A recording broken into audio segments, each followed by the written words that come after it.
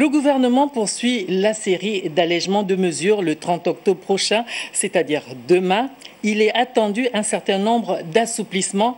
Écoutons les interventions du ministre d'État à l'Intérieur, des ministres du Commerce et de la Santé. Je dois indiquer ici que l'allègement ou l'assouplissement n'est pas synonyme de suppression de la mesure, mais plutôt de modification de la modalité d'application de la mesure. Et que l'assouplissement ou l'allègement ne doit pas conduire à un relâchement dans l'observation des mesures. Sachant tous que toutes les mesures édictées, mises en œuvre par le gouvernement, sur les très hautes instructions du chef de l'État, sont guidées par le principe de précaution et de vigilance. En ce qui concerne le secteur religieux, les aménagements et l'assouplissement concernent la liturgie, notamment le sacrement de l'Eucharistie, les offrandes, la dîme, toutes choses qui appellent à un contact, à des échanges.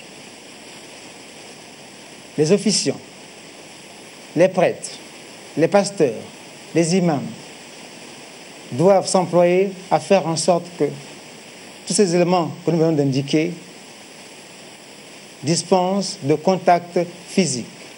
Car, comme je l'ai dit, nous sommes tous guidés ici par le principe de précaution. Au vu de l'évolution de certains paramètres de lutte contre la Covid au niveau de notre pays, le gouvernement, sous les instructions du président de la République, a décidé d'élargir cette mesure à l'ensemble des restaurants. Non pas seulement les terrasses, mais y compris les restaurants qui disposent de structures à l'intérieur. Cette mesure prendra effet à partir de demain 30, sous condition du respect strict du protocole sanitaire, lequel protocole a été abondamment relayé et distribué à l'ensemble des restaurants. Au regard de la situation de la pandémie de la Covid-19 dans le reste du monde, nous disons qu'il est nécessaire de maintenir la stratégie de riposte qui consiste à pouvoir renforcer le respect des mesures barrières, notamment le port obligatoire du masque dans des espaces et lieux publics, le lavage systématique des mains, l'interdiction de s'embrasser et aussi tout ce qui est trait à la distanciation sociale et physique. Il y a également nécessité de limiter le nombre de rassemblements.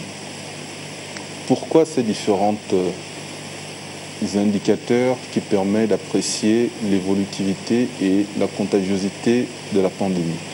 Tout simplement parce que les différents scientifiques ont montré qu'aujourd'hui, c'est vrai qu'il y a eu une évolution scientifique pour mieux connaître la pandémie de la Covid-19, mais le seul moyen pour se protéger contre cette maladie est l'application stricte des mesures barrières.